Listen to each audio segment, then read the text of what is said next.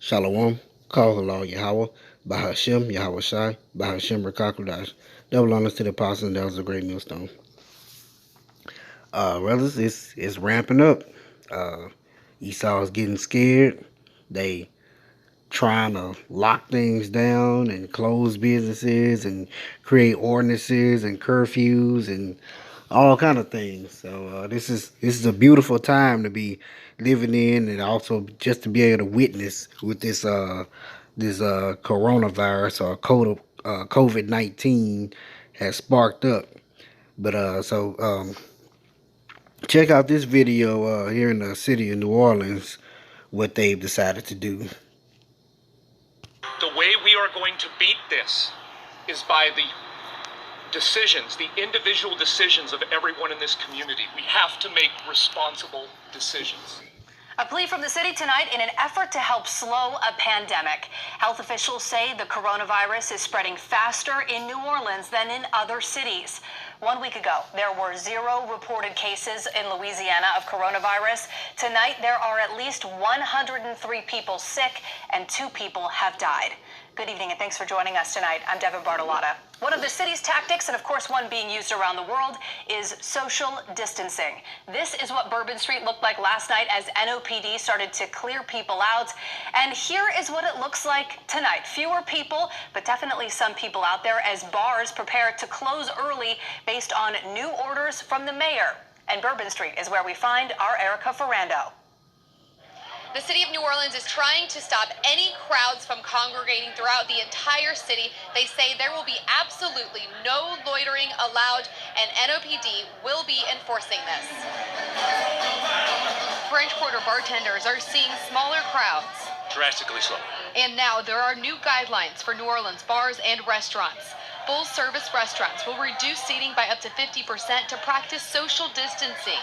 They will close their doors at 9 p.m., but can still offer delivery afterwards. Fast food restaurants can only offer drive-through service, but can stay open 24 hours a day. Bars and nightclubs will close at midnight with a 50-person limit. It's a lot of people out of work. Tours will be limited to groups of 7. COVID-19 is spreading faster in New Orleans than other cities across the country, according to New Orleans Health Director Dr. Avegno. The trend that we are seeing cannot be ignored. Playgrounds will stay open, but to try and control the outbreak, libraries are closed to the public. They are ready, if needed, to use as a center to help stop the spread. Municipal and traffic courts are also closed. Please, please, please, we are urging these steps so that we can slow down the spread of COVID-19. NOPD broke up large crowds this weekend and will continue enforcing social distancing. You can bring something home to your family or loved ones who have a weaker system than you. The behavior that we observed on Magazine, on Frenchman Street, on Bourbon Street, is totally unacceptable. You are not helping the situation. As part of a pilot program through the federal government, New Orleans will be one of 4 cities in the country to offer drive-through testing for people most at risk. Details are being worked out, but it should be up and running by midweek.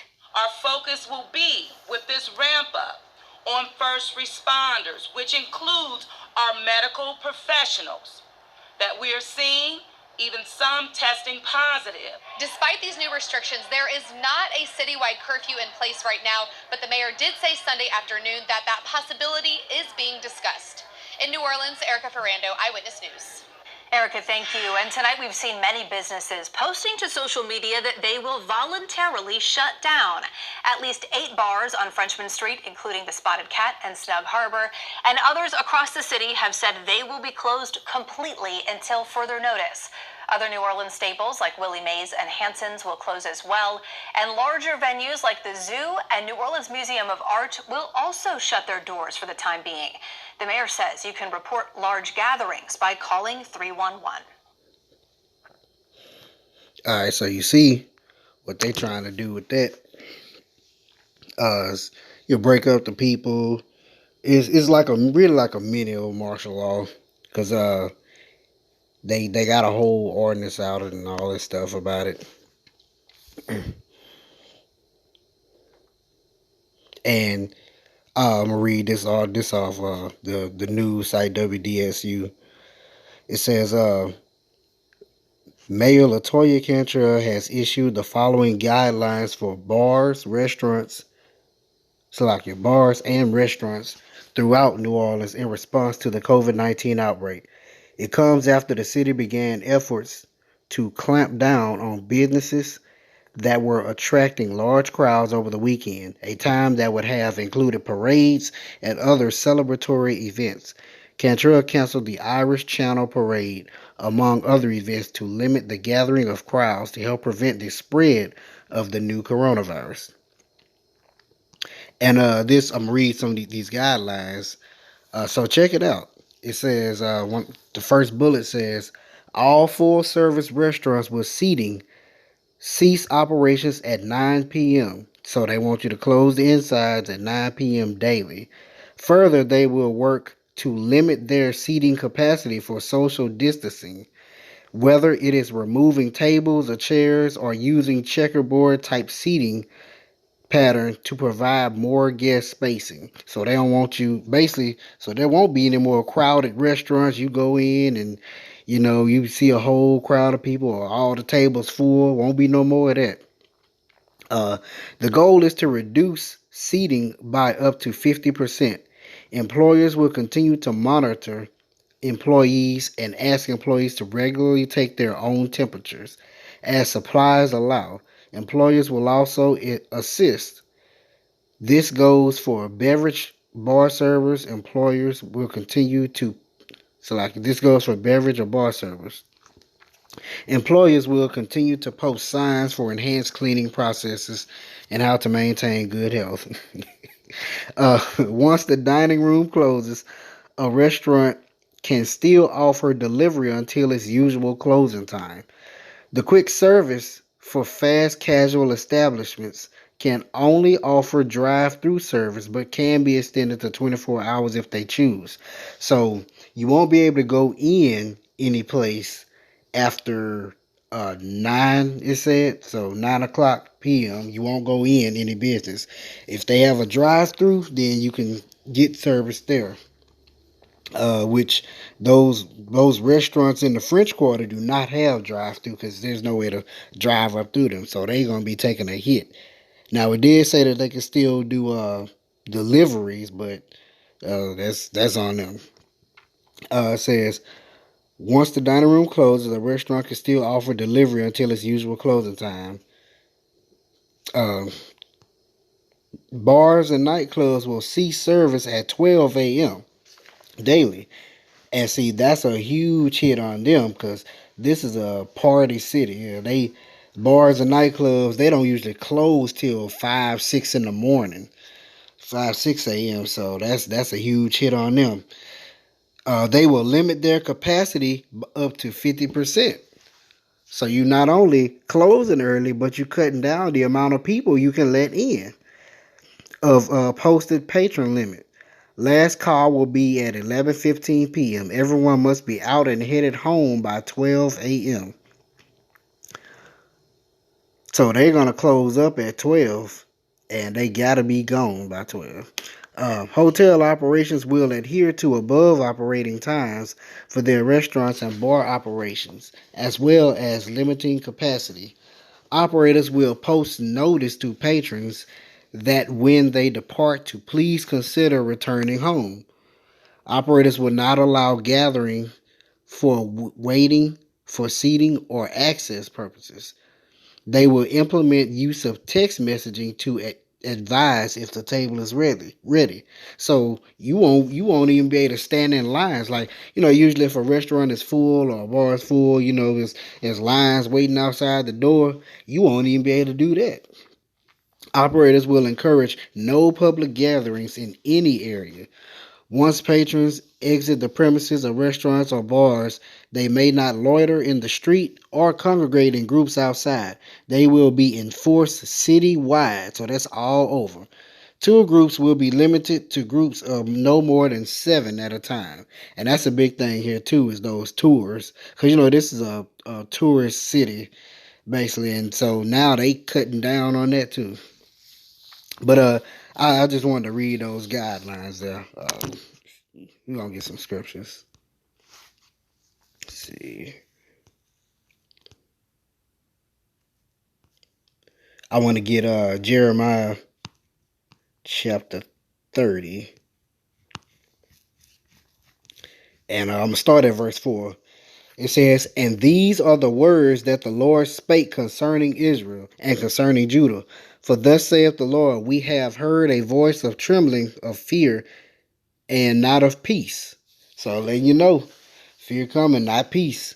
"Ask ye now, and see whether a man doeth travail with child. Wherefore do I see every man with his hands on his loins, as a woman in travail, and all faces are turned into paleness. Alas, for that day is great, so that none is like it. It is even the time of Jacob's trouble, but he shall be saved out of it." That's exactly what it is. We're coming up to that time of Jacob's trouble. It's closer and closer. Like I said, it's high time to wake out of sleep, for our salvation is nearer than when we believe. It's really close, because they, especially this year in 2020, things been popping off back to back to back. You know, it's a beautiful time. Beautiful time. I'm going to go to Matthew 24. I'm going to start at verse 1. "And Yahushua went out and departed from the temple, and his disciples came to him for to show him the buildings of the temple. And Yahushua said unto them, See ye not all these things? Verily I say unto you, there shall not be left here one stone upon another that shall not be thrown down." Let you know that all is going to be taken down of these kingdoms. And as he sat upon the Mount of Olives, the disciples came unto him privately, saying, Tell us, when shall these things be? And what shall be the sign of thy coming and the end of the world? And Yahushua answered and said unto them, Take heed that no man deceive you. For many shall come in my name, saying, I am a Mashiach, and shall deceive many.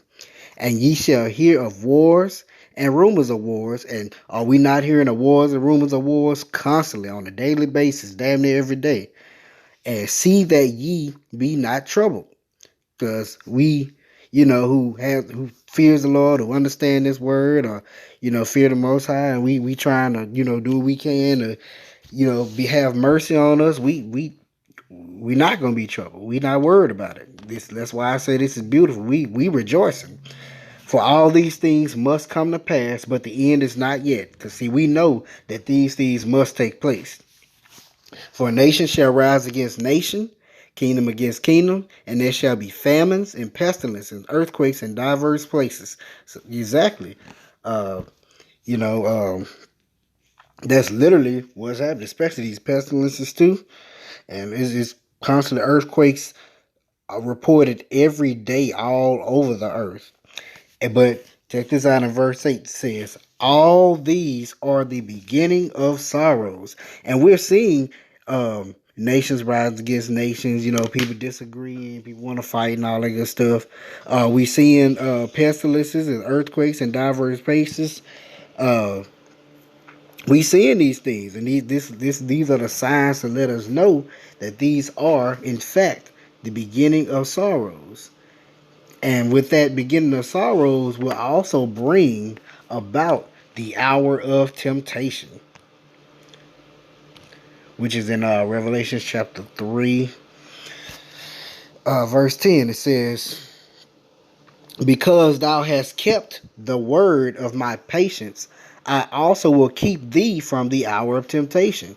It's the red letter. Where's the Yahweh speaking? He gonna, because if we keep his word, he's gonna keep us from the temptation, from the hour of temptation, which shall come upon all the world to try them that dwell upon the earth. It's right. It's gonna be your test, because you have to be put through the fire and refined in order to be found worthy to be saved out of here. That's the whole point of it, is for us to be going through the fire to be refined. And with that fire is going to bring about martial law, people fighting against people, how people going in the stores buying up all the food and toilet tissue. Well, people go in the store buying up freaking toilet tissue. That's funny. It's killing me because it's not like it's a natural disaster or anything like that. It's like toilet tissue.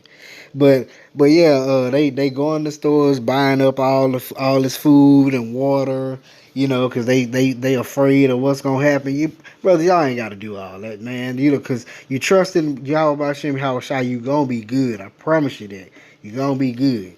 And if in fact you have to be a martyr, you got the first ride on into the chair, man. You say the dead gonna rise first. So you got to worry about that, man. You got this truth, man. You in it, going hard. You trying to do everything you can to be pleasing unto the Lord the Most High, and you gonna be good. We in a win-win situation as long as you got this truth. But I want to catch Isaiah chapter 24, start at verse 1. It says, "Behold, Yahweh maketh the earth empty, and maketh it waste, and turneth it upside down, and scattereth abroad the inhabitants thereof." Which that's exactly what he's going to do. "And it shall be as with the people, so with the priest, as with the servant, so with his master, as with the maid, so with the mistress, as with the buyer, so with the seller, as with the lender, so with the borrower, as with the taker of usury, so with the giver of usury to him. The land shall be utterly emptied and utterly spoiled, for the Lord, for Yahweh hath spoken his word. The earth mourneth and fadeth away, the world languisheth and fadeth away. The haughty people of earth do languish." Proud gonna be brought low. We're looking forward to that. "The earth also is defiled under the inhabitants thereof, because they have transgressed the laws, and they have no care for the Most High's laws at all." They say they done away with. They do what they want to do. All kind of lesbians, transgenders, and the simple things as the food laws, the land Sabbath.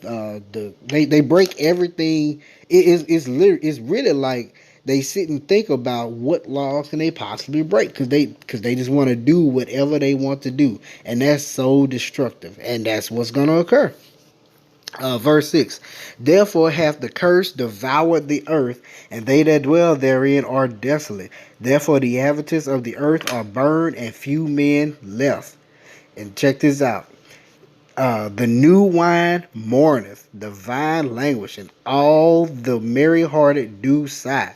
All that partying, having fun, all that mirth in the land, all that's going to cease. It's going to be no more. The mirth, because the mirth, the tabret ceases, the noise of them that rejoice endeth, the joy of the harp ceaseth. Which is true. They taking away your entertainment, your sports. they shut them down or postpone or cancel seasons and all that good stuff. Verse 9, "They shall not drink wine with a song. Strong drink shall be bitter to them that drink it." Because they gonna be faced with reality. Because that's the thing about being entertained. As long as you're entertained, you're distracted from reality, and they're gonna have to finally be faced with that. There is crying for wine. Oh, Salaki, verse 10. "The city of confusion is broken. Babylon is broken down. Every house is shut up, and no man may come in." What that sound like? Martial law. They're going to shut the city down, not let people out, not let people in. So, there is crying for wine in the streets. All joy is darkened, and the mirth of the land is gone. Ain't going to be no more parties. All that stuff. And in the city is left desolation, and the gate is smitten with destruction. Alright. I want to get, let's see. This is going to be Second Ezra. I want to go with chapter 15.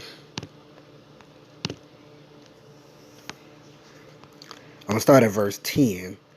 It says, "Behold," Second Ezra chapter 15, verse 10. "Behold, my people is led as a flock to the slaughter. I will not suffer them to dwell in the land of Egypt. And the Egypt is the house of bondage, which is spiritual Egypt, which is Babylon the Great, which is America. But I will bring them with a mighty hand and a stretched out arm and smite Egypt with plagues as before. And that's literally what's happening. This place is getting hit with these plagues back and forth. And it's beautiful. It's really beautiful because, like I said, that's another way you know, excuse me, it's like it's coming to an end. Because he hit Egypt with plagues before Egypt was finally brought down, and that's what he's doing now. With the stock market going down, this so-called coronavirus or COVID-19, whatever the hell you want to call it, just sending the people in panic, rumors, up wars, earthquakes, wildfires, flooding, all kind of stuff going on here. I will smite Egypt with plagues as before, and will destroy all the land thereof. And I'm going to skip down to verse 15. And it says, for sword and their destruction draweth nigh. It's getting close. One people shall stand up and fight against another with swords in their hands. For there shall be sedition among men and invading one another. They shall not regard their kings nor princes, and the course of their actions shall stand in their power. A man shall desire to go into a city, shall not be able to. For because of their pride, the city shall be troubled, the houses shall be destroyed, and men shall be afraid. And Trump had cut off flights in and out of to the UK and to China and all that. Like I said, that just a small scale of what's gonna happen on a mass scale across the nation. Babylon, they ain't even looking forward to it. For say sedition among men, evading one another, should not regard their kings or princes. They're not gonna care about your mayors, your governors, your presidents, your people in high authority. They're not gonna care about that when they gonna be looking for food and and with famine and all that. Verse 18, for because of their pride the city shall be troubled, houses shall be destroyed, and men shall be afraid. A man shall have no pity upon his neighbor, but shall destroy their houses with the sword. Exactly, because they're going to be gathering up all those, hoarding up all the food and water and all that stuff. People going to come in and take them goods. But shall destroy their houses with the sword and spoil their goods because of lack of bread and for great tribulation. Exactly. I want to catch chapter 16. This second Ezra chapter 16, I'm going to start at verse 18. And what we said earlier in Matthew chapter 24 is the beginning of sorrows. Verse 18 says, the beginning of sorrows and great mournings, the beginning of famine and great death, the beginning of wars, and the powers shall stand in fear, the beginning of evils. What shall I do when these evils shall come? Behold, so Ezra was worried about that, but he said, behold, famine and plague, tribulation and anguish are sent as scourgers for amendment. So it's sent there for you as punishment for you to change. But for all these things they shall not turn from their wickedness, nor be always mindful of the scourges. So they gonna continue in their wickedness. They still gonna try to continue and party and have a good time and all that stuff, and they not even gonna care about what's going on. Verse 21, behold, victuals shall be so good cheap upon the earth. And how much? Look at gas. Gas down here has gotten down to $1.70. It's like $1.75 right now. It's like, and it ain't been that low in years. But that's what they doing. They just trying to keep the prices low and all that stuff to make you think that everything is good. We gonna shake back and all that, man. They in for a rude awakening. And say they do shake back, it's still going to happen. It's still gonna happen. So I mean, it just when that time has come, when the Most High sees fit to make that time where officially, yes, because Babylon ready to fall, is gonna be then. But it says, behold, victuals shall be so good cheap upon the earth that they shall think themselves to be in good case, right? Because people think that everything is going to be fine and be able to bounce back. Even then shall evils grow up on the earth, sword, famine, and great confusion. For many of them that dwell upon the earth shall perish of famine, right? For lack of bread, not being able to find food and all that good stuff, and water. And the other that escape the hunger shall the sword destroy. So, man, that, to be honest with you, man, like you say, it's a fearful things to fall into the hands of the living power, because it's gonna suck to live through all of that, through the hour of temptation, Jacob's trouble, beginning of sorrows, just to be hit with the missiles, just to catch that sword in the end. Man, that's terrible. I'm gonna skip down to verse 70. Verse 70, 2nd Ezra 16:70. For there shall be in every place and in the next cities a great insurrection arising up of the people upon those that fear the Lord. And that's gonna be rising up against the government and all that stuff. They shall be like mad men, sparing none, but still spoiling and destroying those that fear the Lord. For they shall waste and take away their goods and cast them out of their houses. Then shall they be known who are my chosen. Right, because that's who are going to be going through this. That's going to be found out. And they shall be tried as gold in the fire. Because, they can come knock on your door. And especially with this coronavirus, hey, we don't say, hey, we need you to get tested, or we're going to put you in this vaccine, or, you can't go back to work, or we're not going to be able to let you out. We're going to have to quarantine you in. It's no telling what they can do, what they will do. But hear, ye my beloved, saith Yahweh. Behold, the days of trouble are at hand, but I will deliver you from the same. See, this is what we are hoping for. We dependent. That's why it says when I come, we gotta seek Him 10 times more. This the time to really repent and turn back. Go harder in the scriptures. Don't slack up. Don't get scared. We trying to get harder. Because we want to have that mercy on us to be saved. Be ye not afraid, neither doubt, for the Most High is your guide. Exactly. And these are the scriptures that we think upon constantly, all the time. Because this is what give us that comfort. And the guide of them who keep my commandments and precepts, saith Yahweh, saith the Most High. Let not your sins weigh you down, and let not your iniquities lift up themselves. Woe be unto them that are bound with their sins, and covered with their iniquities, like as a field is covered over the bushes, and the path thereof covered with thorns, that no man may travel through.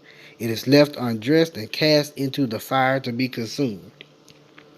And I also want to get where is that? Revelations 13.